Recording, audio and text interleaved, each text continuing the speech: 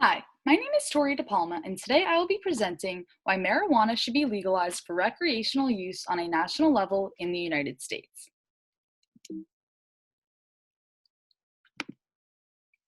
Now, what is marijuana? Although it's commonly referred to as weed or pot, the scientific name is cannabis sativa, and it is a psychoactive or mind-altering drug from the cannabis plant. This plant contains many compounds, but the one responsible for giving you that euphoric high feeling is called tetrahydrocannabinol, commonly referred to as THC, and large amounts of THC are smoked, vaped, or ingested for its effects. Today I will be discussing how legalizing marijuana would benefit our economy with things like tax revenue and jobs, as well as how it can physically affect you positively. Cannabis being legalized on a national level would raise a substantial amount of revenue for federal and/or state governments.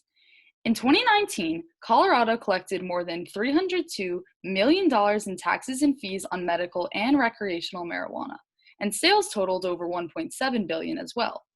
Sales in the US were $12.2 billion in 2019 and are projected to increase to $31.1 billion by 2024. Local research supports this view as well. A cannabis research team at a university in Colorado recently found that the legal cannabis industry has contributed more than $80.8 million to the local economy in 2017, primarily through taxes and other fees. Should marijuana become legal on a federal level, the benefits to the economy could be exceptional, and reports suggest that federally legal marijuana could generate an additional $105.6 billion in aggregate federal tax revenue by 2025.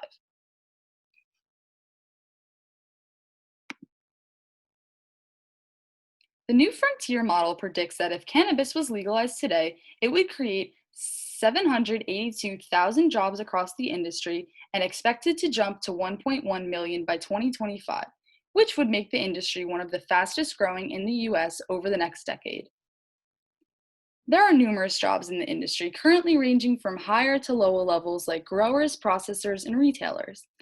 Additionally, businesses like banks, consulting services, logistics companies, marketing, and accounting firms benefit by having more opportunities available for jobs in the future. Today, we also see a small number of colleges offering courses and even degrees in the field of study of cannabis.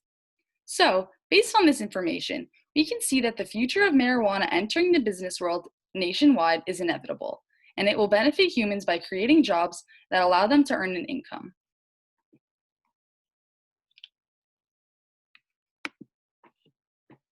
Within the past 20 years, lawmakers have finally begun to accept the possibility of legalized marijuana.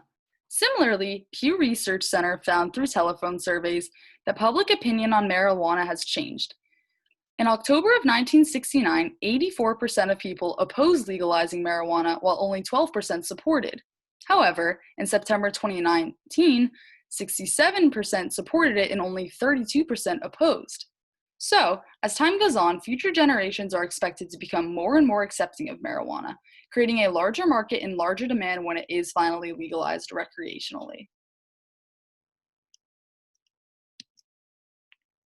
That being said, legalization provides opportunity for investors on a local and national level.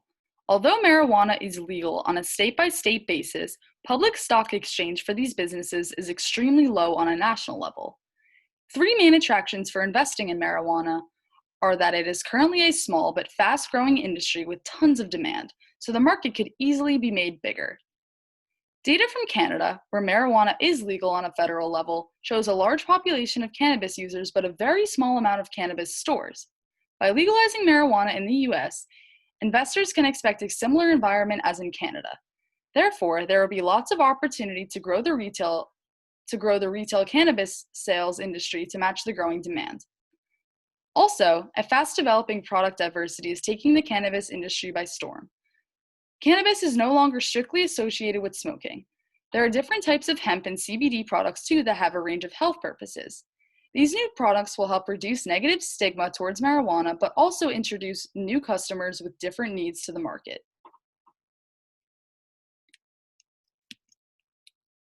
Some law enforcement concerns if marijuana were to be legalized include ability to test an impaired driver, regulating usage, and the continuation of a black market for those who wish to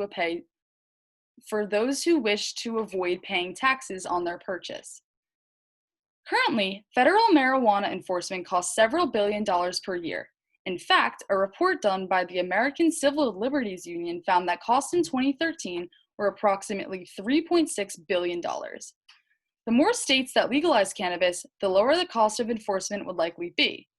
Furthermore, if marijuana were to be legalized on a national level, these costs would likely drop significantly. If it were removed from the list of controlled substances, far more court cases involving the substance would go on trial, resulting in fewer incarcerations and in turn save more money.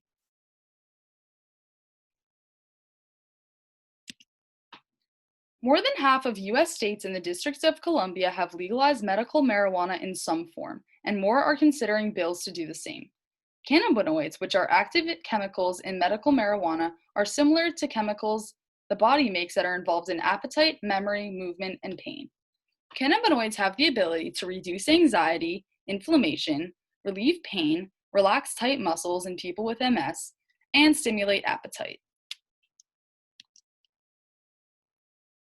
In recent studies, scientists reported that THC and other cannabinoids such as CBD slow growth and/or cause death in certain types of cancer cells growing in lab dishes.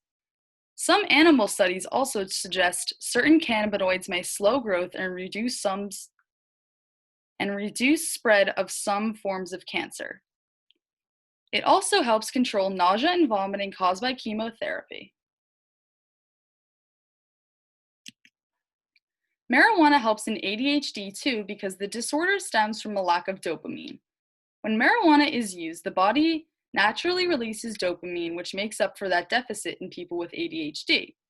They are very active members in society while not on medication, and marijuana has been linked to lower the amounts of hyperactivity and impulsivity in individuals who suffer from ADHD. One other major medical benefits of marijuana is its ability to increase appetite, and one side effect of the ADHD medication is loss of appetite, which can lead to other symptoms like high blood pressure, lack of energy, and increased risk of sickness. The benefits of marijuana that could help individuals come with fewer side effects than typical medications for ADHD. In conclusion, I have discussed all the properties of marijuana as well as benefits to the economy and society if it were to be legalized. And here are my references.